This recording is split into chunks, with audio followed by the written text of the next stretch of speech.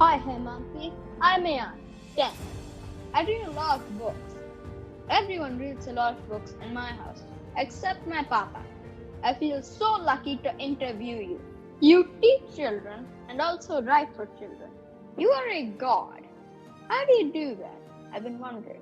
I teach, I used to teach, I still teach, and I mentor and train and write.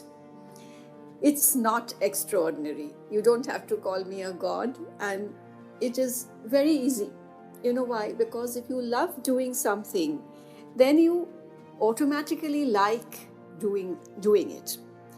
So I like mentoring, I like training, I like teaching, and writing is my passion. So, and in doing all of this, it's not just that I'm giving you information or I'm teaching somebody or I'm giving that person knowledge. I am, uh, I like to infuse everything that I do with positivity. And that goes on to the person at the receiving, the person who's listening to me, the person who's learning from me, the person who's reading my books. So it's all something that I like to do. I'm very fond of doing and I'm passionate about it, which is why it makes things much more easier. It's hard work. Nothing comes without hard work, but it is good. It's a good feeling. And I'm a storyteller. So I put my training, my teaching, my writing, everything is it's like a story. So I'm a storyteller when I'm working, I'm a storyteller when I'm writing. And both activities are great fun, let me tell you. With underprivileged children, literacy starts with Hindi or the regional language. Can it be English as well? You asked me whether underprivileged children can be taught in English. Okay? Yes, they can. Now, there is a problem because they come from challenged backgrounds. You have to understand that sometimes they are the first children in their generation, persons in their generation, to even be literate. Sometimes one parent is literate, sometimes none of the parents are literate, and it's a good feeling when both parents are literate. Sometimes we come across very, very aware parents, very literate parents, very educated parents, but of course they cannot afford to send them to very, expensive schools, which is why they come to us. So, but one thing is uniform and common in all of them is that they do not have English language as a primary language in the house. So nobody speaks English, nobody knows English, their neighbors don't speak English, their peers don't speak English, their relatives don't speak English, they live in a locality where nobody speaks English, other than, small names, say small names of medicine, small names of foods, when they go to shops, stores, doctors, etc. So English is always a challenge for them. Now, coming back to your question whether they should be taught in regional language, I think they should be taught in a mixture of both English and the regional language. Currently, what we do is Hindi, because Hindi is a common unifying language in our country, and so is English. English is very, very needed if they need to talk to people in our own country. It's a common bond between, the South India, North India, West India, East India. And if they need to speak to people who are from outside the country. So English is, in this modern world, it's a very, very necessary language. So we teach both in Hindi and in English. So it's a kind of a double-forked approach. We teach in Hindi. Majority of the work is taught in Hindi, but that 40% which we implement in English is solid English. So they get a good grasp of English too. So they are able to understand, they're able to speak, they're able to do little skits and poems, and they're able to do their curriculum in English, partial curriculum in English. And of course, as they grow up, as they go up and up in every class, the English portion becomes more and more. And our teachers and people, and in our school, we try to implement it even more, because we know that once they go back, there will be no English reinforcement. There will be no English practice in the house. So all the practice that they need is done in the class. So it's a bilingual approach that we in Pragati, we impart or give to the kids. When I was reading about you, I saw life skills written. What are these life skills? How can I learn these? I've been thinking about it for a while. Life skills are mentioned. Life skills are, what do you think are life skills? Life skills are, skills which you need to survive, do well, and have a good life where you can protect yourself, you're not threatened, and you can have a smart life also. So life skills are skills basically of survival. Life skills are used when let's say that you are being bullied, or you should know how to interact with strangers. They are basically safety skills also. It's not just to prove how smart you are, but to keep yourself safe. So if you see somebody talking to you, if you are interacting with someone, then you have to know whether that someone is the right person or not. A person might appear friendly, but the person may not be friendly. And then, of course, there are bullies in every step of our lives. Whether we are young, whether we are old, whether we're in school, whether we're in college, whether we are in office, anywhere.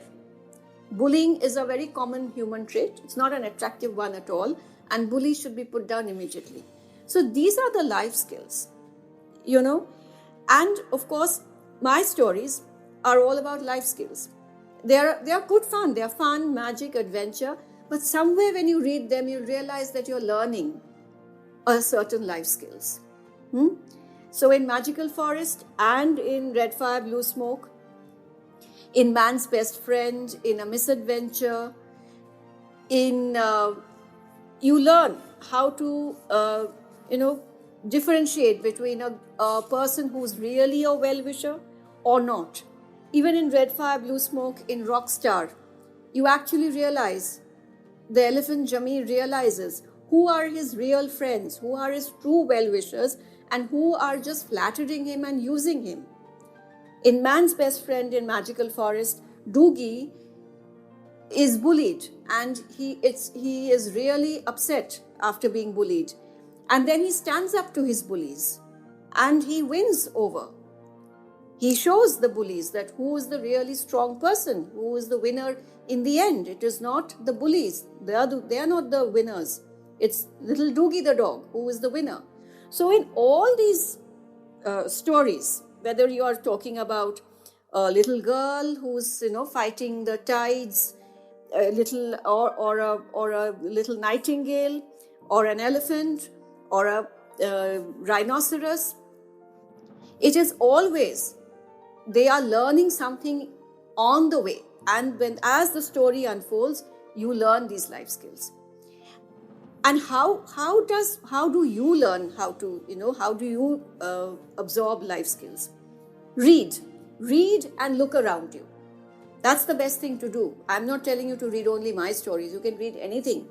Read good reading is the window into the world. You can learn anything by reading.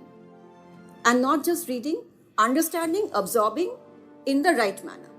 And observe people around you, observe things around you, observe situations around you. And then you will realize or understand that what are the life skills which are required, and how do I acquire them? How can we from Bookbibuli contribute to your noble cause?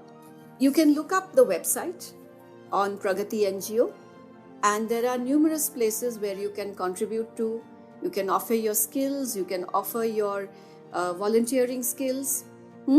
We need,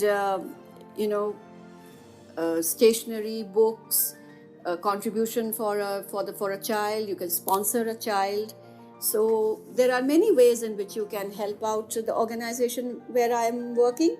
You just need to look up the website, which is Pragati. Look up Pragati NGO and the website will come.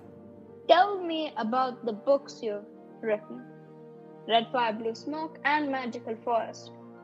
Also, tell me about the one coming up. I'm eager to find out. My books are Magical Forest and Red Fire, Blue Smoke till now. And they are sort of, they are a short story collection. Both the stories are short story collections, 6 short stories in each book.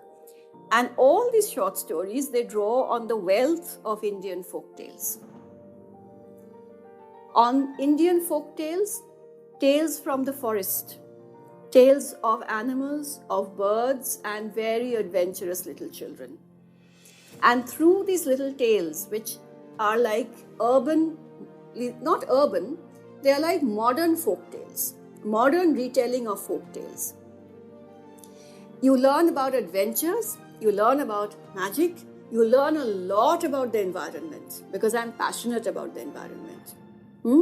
And you also learn about life skills. And it's good fun because there is a lot of magic, lot of adventure, constant adventure, and constant action which is happening. Something or the other is happening. There is a mystery, there is an adventure, there is a quest, there is a treasure hunt. So always something is happening. My third book is called Otter King. It's actually it's actually a adventure of the narrator. It's told in the first person. So the narrator or the storyteller, he follows the Otter King, the otter who's the king of all otters, to a fantasy world of talking birds and rabbits. And there are dancing foxes and stations and platforms which run away. And terrible demons, let me tell you. And there is a lot of magic and a lot of adventure. And this is actually a retelling of a very, very famous Bengali classic written years and years ago by Rabindranath Tagore. You must have heard of Rabindranath Tagore, the very, very famous poet, novelist, literature, and our first Nobel Prize winner. So this was written by Rabindranath Tagore's uncle, and he wrote it for all the children in his household, and then he published it as a book. And this book has got all the original illustrations, which I have got permission from the old publishers. So it has a lot of magic, a lot of adventure, and it is hilarious. It is so much of fun, I can't tell you. So looking forward to you reading my third book, and I really hope you liked. I loved talking to you, and you liked hearing all my opinion and views about everything that you asked me. Thank you. Not too many of my friends read. A lot of them have been taken away by the iPhones and iPads and all that. I wish all of them would be readers. That's why I like Bookbibuli. Bookbibuli makes children readers. And if someone is already a reader, they guide them to read better. It's a children's platform. It encourages the readers by featuring them in their podcast, where children give reviews on children's books. Yes! Finally, something I like. Good luck, Bookbibuli!